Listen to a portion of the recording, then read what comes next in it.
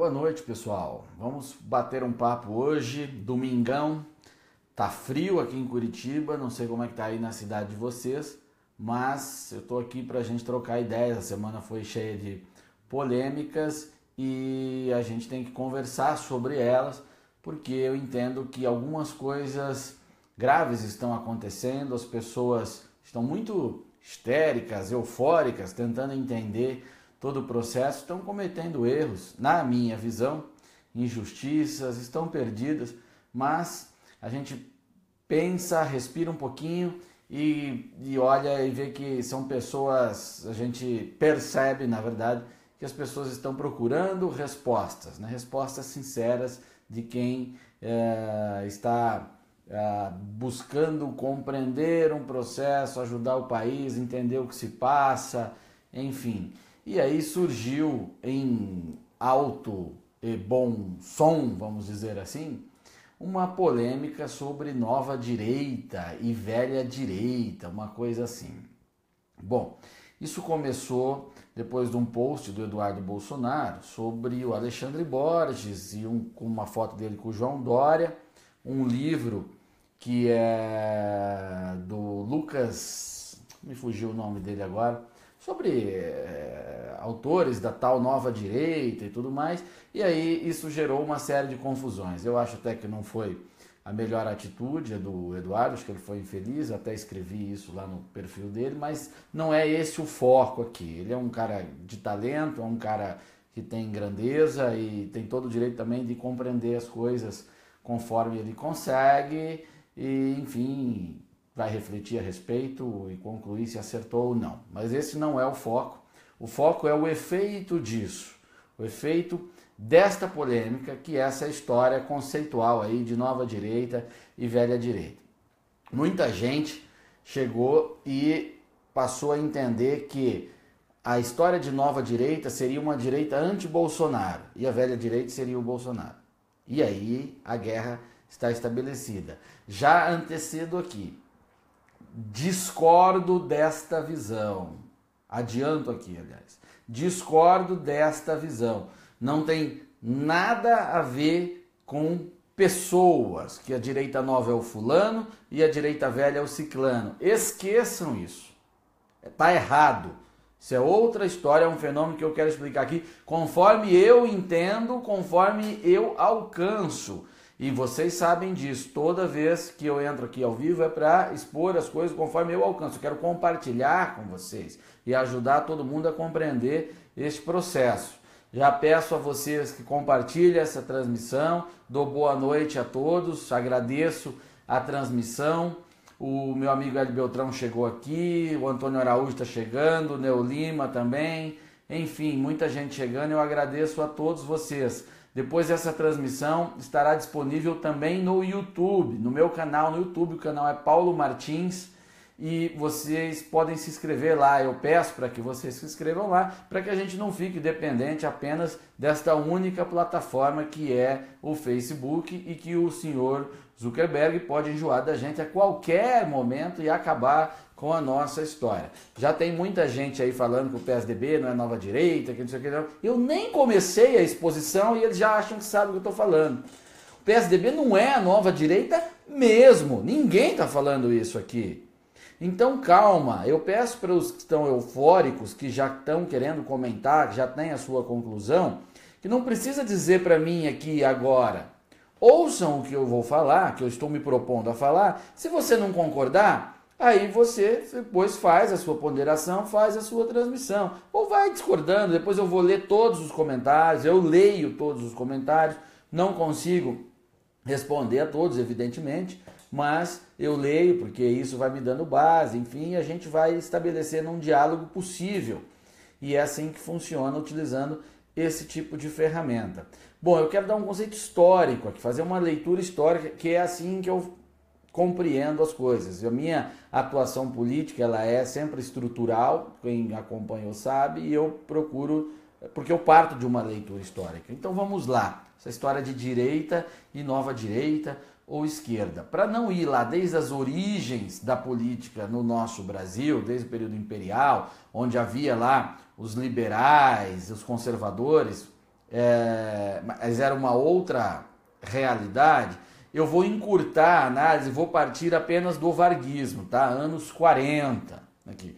Nos anos 40 você tinha a esquerda no poder, o trabalhismo do Vargas, que utilizava-se do trabalhismo, num flerte com o fascismo, que também encantava o que muita gente ainda entende como direita, mas que é bastante questionável, por dizer como é difícil esse conceito, que é o integralismo, esse tipo do Plínio Salgado e tal, mas a direita da época mais próxima do que a gente compreende hoje, que é um conservadorismo de costumes com liberalismo na economia, estava na UDN, fundada no final dos anos 40, que fazia oposição ferrenha ao Getúlio Vargas.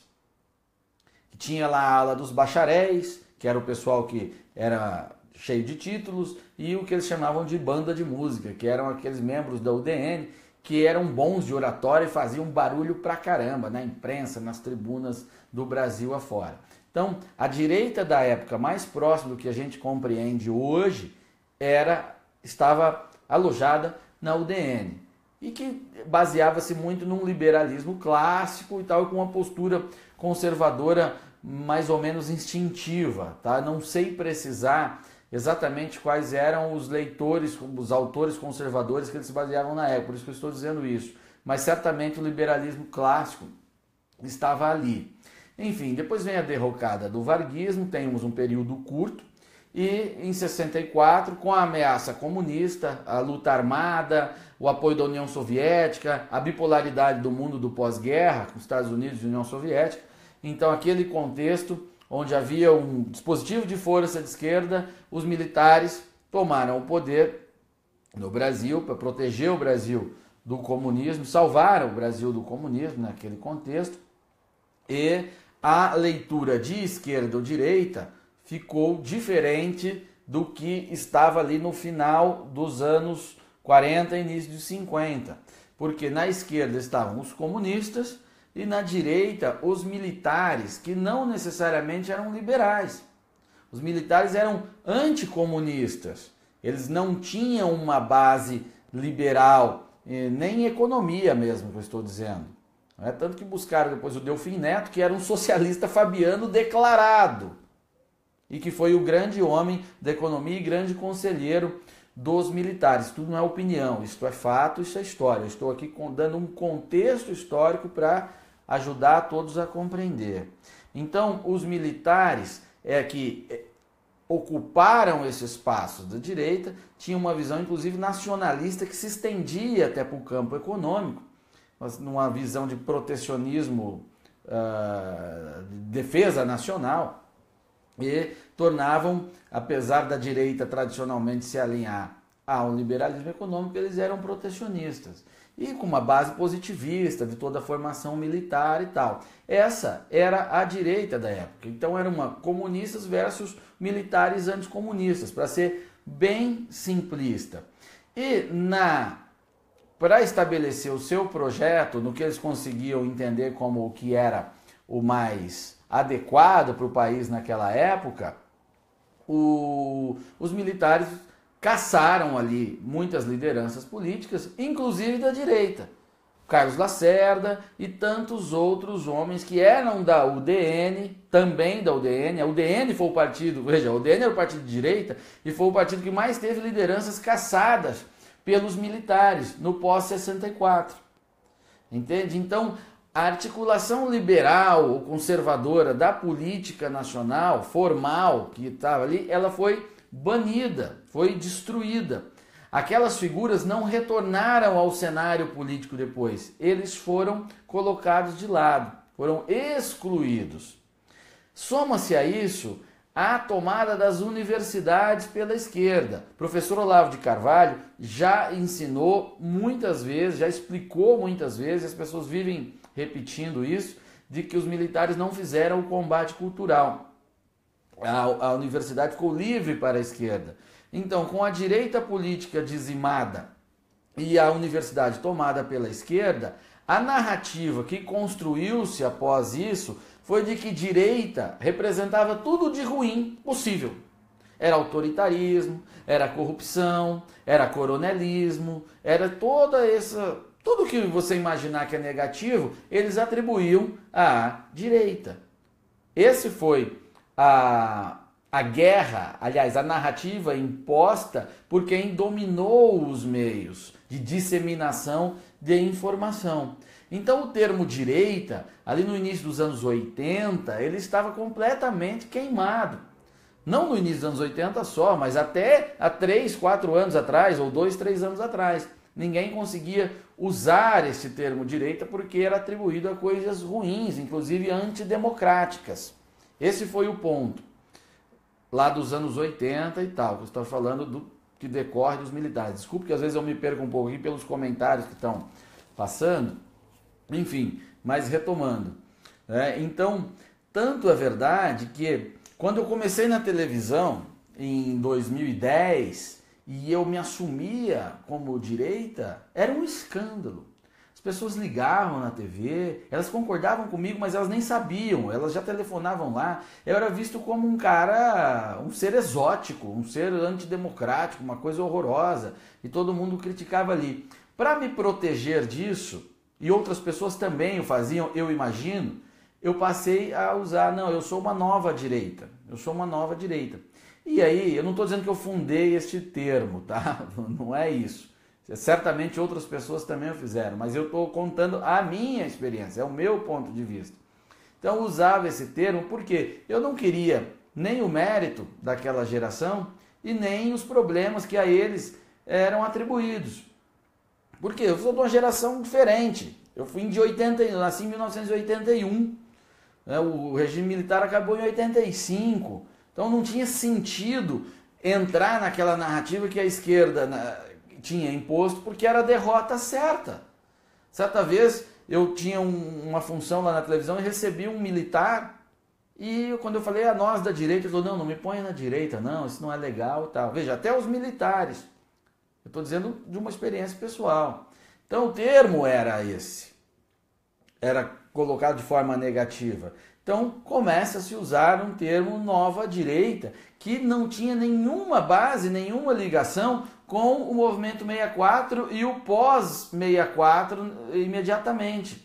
É uma direita que descobriu o pensamento conservador e liberal já no meados de 95 para frente, meados de 95, quando coisas desse sentido passaram a ser publicadas no Brasil. Por exemplo, os primeiros livros do Olavo de Carvalho são dos anos 90.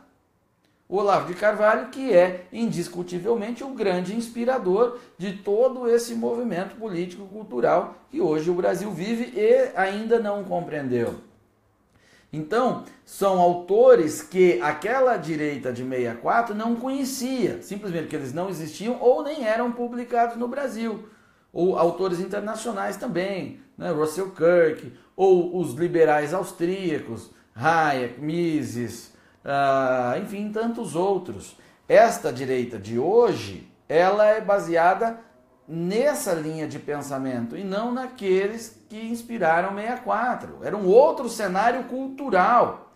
É por isso que usa-se o termo nova direita. Não é que a direita nova é do Dória, é a direita velha é o Bolsonaro. Não, não pensem assim, não tem nada a ver. Está errado. É a base intelectual e também temporal que faz essa diferença.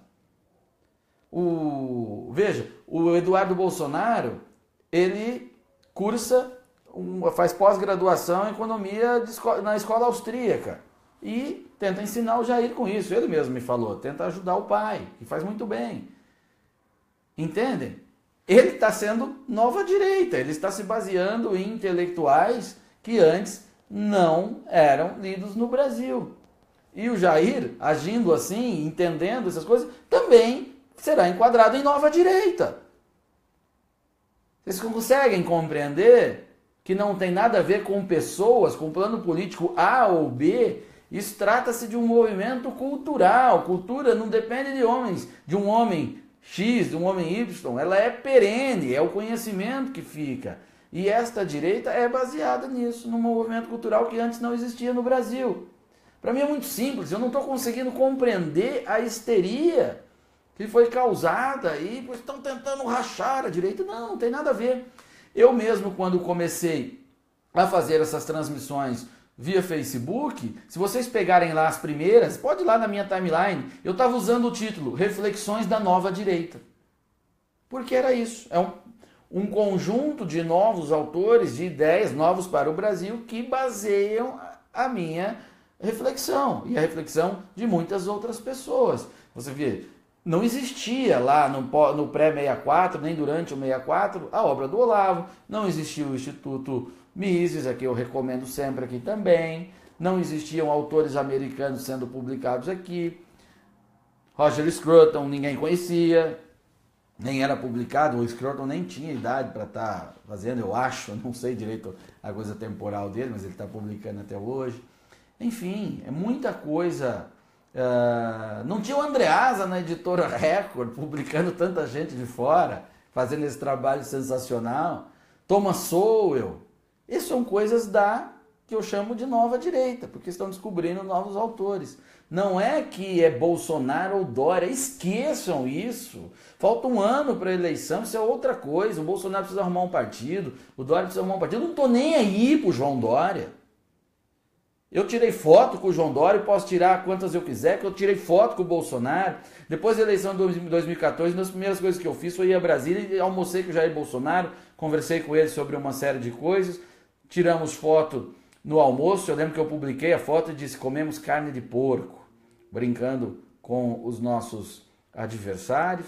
E a vida segue, normal, não é A ou B, é coisa muito mais ampla. Você se apegar a uma eleição só, a um homem, para tentar resumir um movimento cultural todo em torno dele, é um erro. Veja, você que está usando, inclusive, às vezes o sobrenome Bolsonaro, ou que usa o sobrenome Dória, sei lá, o sobrenome Martins, não sei, às vezes tem louco para tudo. E se o cara morre, aí acabou tudo? Se o cara pega um avião, pega toda semana. Entra no avião, o avião cai, o cara morre. Aí acabou a direita, a velha, acabou a nova, acabou tudo? Não, não acaba, porque é um movimento cultural, as ideias estarão aí, o mercado publicitário está aí. Aliás, o mercado editorial está aí. As páginas do Facebook estão aí, colocando conteúdo, fazendo contraponto histórico, de leitura histórica, uma série de coisas. É muito mais amplo do que candidatura A ou B. E eu estou falando aqui, tem neguinho insistindo em vir com essa ladainha de PSDB. Ouça o que eu estou falando primeiro. Se você não concordar, você me xinga depois. Larga de ser burro. Quando o cara não ouve o que o outro está falando e já está julgando, tentando, como se estivesse adivinhando o que o cara vai falar, ou o cara é um cara que tem superpoderes ou é burro. Então pare com isso. Que coisa. Estou tentando fazer aqui uma explicação histórica, compartilhar uma leitura, trazer conhecimento, e o sujeito está aí com a ladainha do PSDB, o PSDB que pega fogo. Isso aqui não tem nada a ver com o PSDB. Quando eu nasci, eu não nasci dentro do PSDB. Quando eu fui candidato, não fui pelo PSDB, fui lá para lá depois. Não tem nada a ver. Eu tenho compromisso com o movimento cultural, não é partidário. Que dificuldade! E eu estou explicando o movimento cultural. A confusão que se faz com essa história de nova direita e velha direita. Então é claro que quem quer fazer política pode até usar essa história para marcar território, jogar aqui e acolá. Mas eu estou contando como eu enxergo. E eu não enxergo que a velha política é o Bolsonaro, a velha direita é o Bolsonaro e a nova direita é o Dória. Não enxergo não. Eu enxergo que a velha direita foi construída e existia diante de um contexto político e cultural e a nova direita diante de um outro contexto político e cultural, baseada em outras ideias, muito mais maduras, muito mais aprofundadas, em outro ambiente. É só isso. Cabe o Bolsonaro, né? Cabe quem quiser aderir a essas coisas. Não vou falar aderir, que dá a impressão que eu estou dizendo aqui que eu tenho um clube e o cara pode pular para dentro. Não é isso. Mas quem for incentivado por essas ideias, for inspirado nessas ideias, for agir baseado nessas ideias. Eu já compartilhei coisa do João Dória na minha página, já, quando ele falou que ia privatizar um monte de coisa. Isso faz parte do movimento cultural do qual eu estou inserido. A gente quer reduzir o Estado. Então, legal. Quando ele fez a parceria lá com o Sou da Paz, que é uma ONG desarmamentista, eu coloquei na minha página. Gol contra, sacanagem, fez besteira. Por quê? Porque aquela atitude não tem nada a ver, é contrária ao meu pensamento, que foi influenciado pelo movimento cultural que eu vivo. Entendem? Está mais claro agora?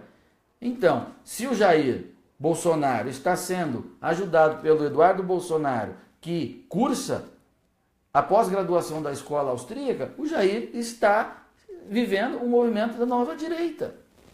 Na minha visão, não tem nenhum problema mais com isso. Ah, Paulo, mas o Jair é mais antigo, ele vem de outra geração. É verdade, ele vinha de uma outra geração, ele fazia sim a defesa daquela direita de 64 e fazia muito bem. Ia lá apontar o dedo na cara dos vagabundos, dos comunistas. Vocês são comunistas, estupradores, era sensacional. Passei madrugadas e madrugadas me divertindo com os vídeos do Jair Bolsonaro, onde ele fazia assim aquela guerra de narrativas com os caras, necessário.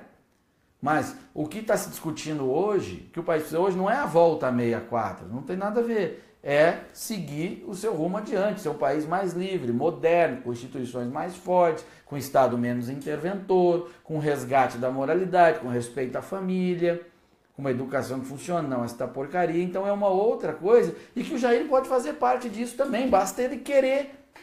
E se ele está ouvindo o filho dele que se inspira, que bebe na fonte da escola austríaca, ele está fazendo parte disso também. Não há uma coisa excludente, esse ou não.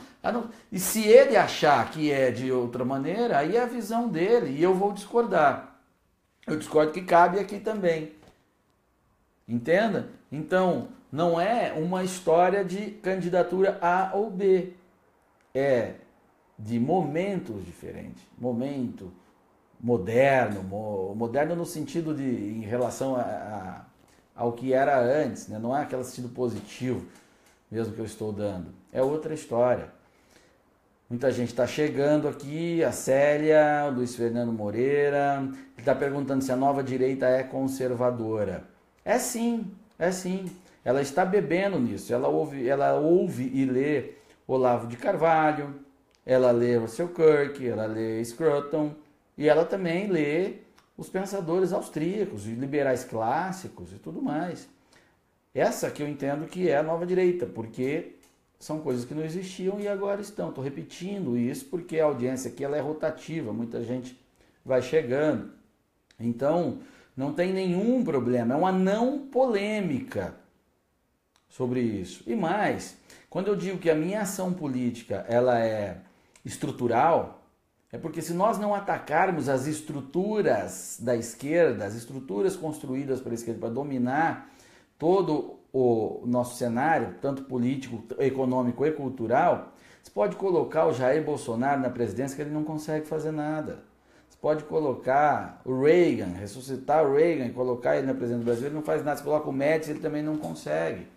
Não é um homem, gente, é uma frente que faz a diferença. Por isso que eu me apego ao movimento cultural, porque é o movimento cultural que vai forjar mão de obra para ter esta ocupação toda e essa ação, essa grande ação necessária para esse desmonte. Quando eu ataquei a fonte de financiamento do sindicato, eu estava fazendo essa ação estrutural. Imagina, é uma fonte de sustentação da esquerda. E é assim que funciona. É assim que temos que agir. Entender a raiz, entender a estrutura, atacar a estrutura. Alguém está falando escola sem partido já. Isso é uma discussão sensacional, muito bom mesmo, que é a linha de doutrinação, que eu estou falando. Temos que desmontar esta grande máquina de doutrinação comunista nas escolas. Porque se colocar um homem sozinho, de direita lá, coloca o cara lá e tiver o equipamento todo desse jeito, ele não governa. O burocrata concursado, que não reconhece a autoridade dele, não cumpre, sabota, vaza informação, não faz direito. Vocês já pararam para pensar nisso, gente? A saída do Brasil não passa somente por 2018. Ela não está em 2018. Em 2018 pode estar parte da nossa saída. A nossa saída começou quando esses autores, quando o Olavo, quando o Instituto Mises, quando tantas outras organizações de disseminação de cultura começaram a atuar no Brasil. Lá nós começamos a construir a nossa saída. E nós estamos construindo um túnel para sair, porque dessa cadeia mental da esquerda. E estamos avançando. E 2018 ainda não é a nossa porta de saída. Vai ser um portalzinho. Vamos passar de estágio, talvez. Ou cair tudo. Mas não é a saída total, porque ainda não temos todas as figuras maduras desenvolvidas para ocupar os postos chaves. Se o presidente ganhou a eleição, quem que vai ser o ministro da Fazenda do Jair? Quem que vai ser o ministro da Fazenda? Quem que vai ser todo o ministério? É difícil de mudar. E não é só o ministro. E o corpo todo esquerdista, concursado, não pode mandar embora. Como é que faz? Se você não tiver um apoio amplo, um ambiente que intimide o cara e faça ele reconhecer essa autoridade. É sempre muito difícil. Então, você quer ajudar o Jair Bolsonaro, não é só votando nele ou pedindo voto para ele. É você, principalmente, disseminar conhecimento. Disseminar o conhecimento conservador, conhecimento liberal. É assim que você vai ajudar. E se não for o Bolsonaro em 2018, que seja alguém desta nossa linha de pensamento em 2022. Se o país não cair antes. Ah, então vamos eleger um cara nosso para não cair em 2018. Não, isso não garante que não vai cair também. Eu estive outro dia em São Paulo, o Hélio Beltrão estava comigo, estive aqui já mais uma vez hoje, e eu estava fazendo a leitura de que a Constituição de 88 acabou, o Brasil de 88 acabou, e que nós precisamos nos preparar os quadros para esse reinício do Brasil. É isso que é o mais importante. Então, todo mundo fica numa histeria, numa coisa toda, tá, o Bolsonaro 2018, Dória, não sei o que, eu não quero saber disso. Já fiz outro dia aqui uma crítica construtiva ao Jair Bolsonaro, uma crítica de quem quer vê-lo bem mesmo, e se ele quiser a minha ajuda, nem sei se ele quer a minha ajuda, se ele quiser a minha ajuda, eu ajudo ele, não tenho esse problema, não é nada. Ah, não quero, você não serve para nada, então é outra história, sabe? Então, essa fala aqui, eu estou publicando, esta transmissão aqui, essa leitura que eu estou fazendo, não é anti-A ou anti-B, é uma leitura de cenário muito maior. Tá? Quando eu digo, por isso que eu digo aqui que eu não estou nem aí para a candidatura A ou B, eu não estou mesmo. Eu estou preocupado com uma base muito maior que a gente possa fazer para aí sim manter o Brasil, aliás, dar uma guinada no Brasil e manter o Brasil no rumo, porque se a gente fizer de forma frágil, esse pode ser inclusive o nosso fim, porque eles estão fortes, estão organizados ainda e pisarão no nosso pescoço, atribuindo a nós tudo que há de mal. Entenderam? Eu vou ficar por aqui, já falei demais neste domingão, desejo vocês uma boa semana, peço para que compartilhem e convido também mais uma vez a se inscreverem no meu canal do YouTube, o canal é Paulo Martins, vai lá, já temos mais de 30 mil inscritos, está crescendo lá, está legal também, e seria muito importante se vocês se inscrevessem lá, para a gente ter opções e não deixar as coisas na mão do senhor Mark Zuckerberg. Não podemos ficar na mão de um homem. Já falei isso hoje. E o pessoal que gosta da leitura está aqui. Eu citei tantas vezes o Russell Kirk. Política da Prudência. Comprem esse livro. O livro é fácil de ler. É muito bom. É muito legal. E você que fica postando aí que é conservador, que não é, que é o conservadorismo. Então vamos ler Conservadores. E está aqui um bom nome para você começar. Além do Olavo, que você já acompanha no Facebook, mas que é bom também ler os livros dele. É bem melhor que o Facebook. Ele mesmo acho que fala isso. Ok? Boa noite e fiquem com Deus.